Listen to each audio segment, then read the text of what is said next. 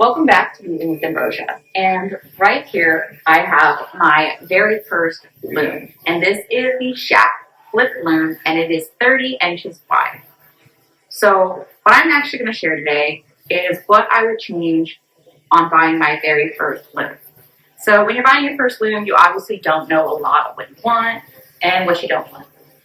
So the big thing is, first, I'm very happy that I started with the rigid pedal loom because it was affordable and it was a great way just to learn some simple weaving techniques that I ended up just falling in love with.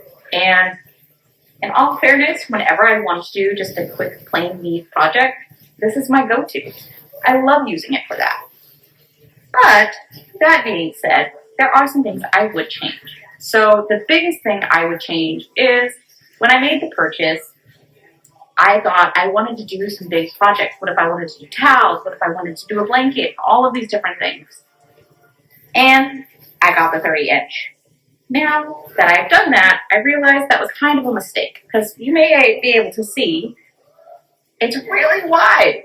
And I'm not the tallest person in the world. So having something that is as wide as this loom actually makes it very difficult for me to do projects that are the full width of this loom. So if I could go back, I would probably have done a 20 or 25 inch loom. And the reason for that is later I learned a pretty good trick. You have to be able to grab the shovel sticks. So what I did is grab a measuring tape, just like a usual sewing tape or any type of measuring tape, grabbed it, put the end of it at this part of my hand, and stretched my arm out. That gave me roughly 25 inches. I'm about 5 foot, so that was about as far as my arm can stretch. So that 30 inches I have on this loom is further than my arm physically stretches. And that's why it's difficult for me to do extremely wide projects on this loom. That's okay. I probably would have been much happier with a 20 to 25 inch loom just due to my arm span.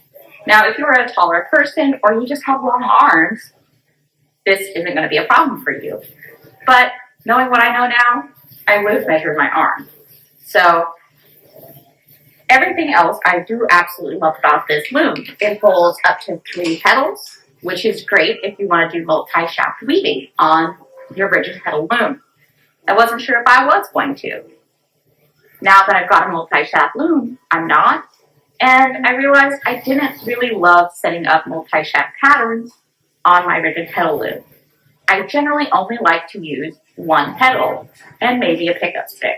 I don't really like going through the work of setting up multiple pedals on my rigid pedal loom. At that point, I would rather just go to a table loom or a floor loom and use that instead. So I probably would have purchased multiple sizes or multiple pedals of the same size, knowing what I know now.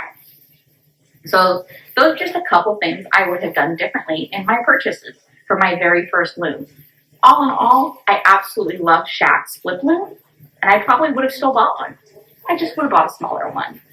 So let me know if this is going to help you in your search for a loom, or what you would change on your very first loom purchase, if anything. Don't forget to check out our Discord, link dropped below. We just started it this year, and I look forward to talking with you more and getting to see some of the projects you do. So go ahead and check that link out, join our Discord, and thanks for watching. Like, subscribe, share with your friends. Have an awesome one.